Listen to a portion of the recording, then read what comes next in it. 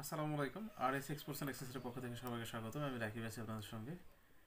আজকে এসডিবি কোম্পানির এসডিবি জেনার কিছু অরিজিনাল অ্যাক্সেসরি দেখাবো আপনাদের। আমার হাতে দেখতে পাচ্ছেন এটা ব্রিজ সিল, এটা এসডিবি জেনার অরিজিনাল। তারপর আমার সামনে দেখতে পাচ্ছেন এটা হলো স্প্রিং গাইড, এটা প্যাকেটে আছে, এসডিবি কোম্পানি থেকে আসছে ডিরেক্ট। আজকে আমি আপনাদের সামনেই খুলতেছি, একটু দেখবেন।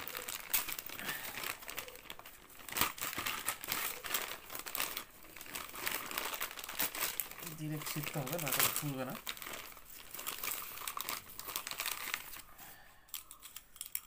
এটা অরিজিনাল স্প্রিং গাইড পলি করা, এগুলো এসডিবির ব্র্যান্ডিং করা আছে, দেখেন আপনার ইয়েতে পলিতে।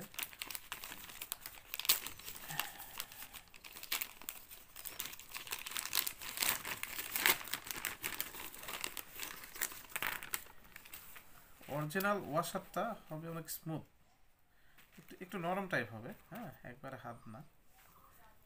দেখেন এসডিবি কোম্পানির এইচডিবি জেনার, এটা পিস্টন সিল, এটা spring guide, original spring guide, আর এটা হলো ব্রিজ সিল।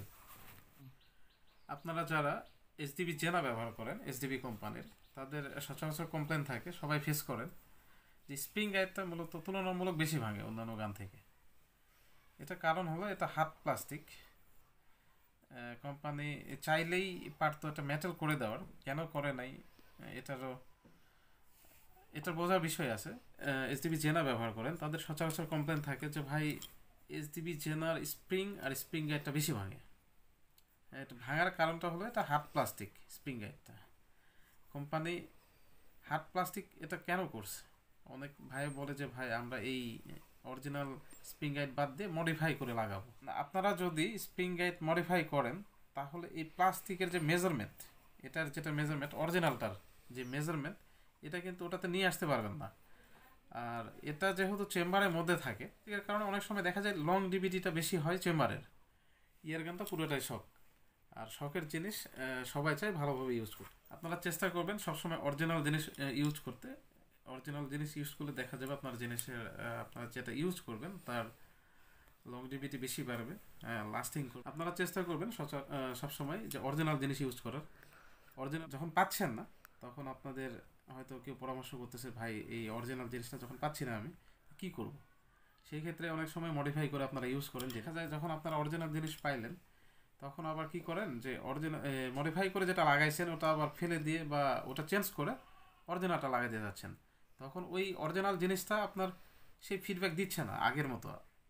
আপনাদের সঙ্গে আমি যে বিষয়টা শেয়ার করলাম, এটা যে কোনো জিনিসের ক্ষেত্রে হতে পারে ইয়ারগান, হতে পারে অন্যান্য যে কোনো কিছু। তবে আপনারা দেখবেন প্র্যাকটিক্যাল একটা জিনিস, যারা পুরাতন ইয়ারগান ইউজ করতেছেন তারা অনেক সময় যে অরিজিনাল জিনিসগুলো পাওয়া যায় না, মডিফাই করে ইউজ করেন। একটা প্রবলেমের মধ্যে পড়েই থাকেন যে অ্যাকুরেসি দিচ্ছে না, এটা প্রবলেম হচ্ছে, ওটার প্রবলেম হচ্ছে, এলোমেলো মারতেছে, না হলে স্প্রিং যাইতেছে, সবসময় একটা না একটা প্রবলেমের মধ্যে পড়েই থাকেন।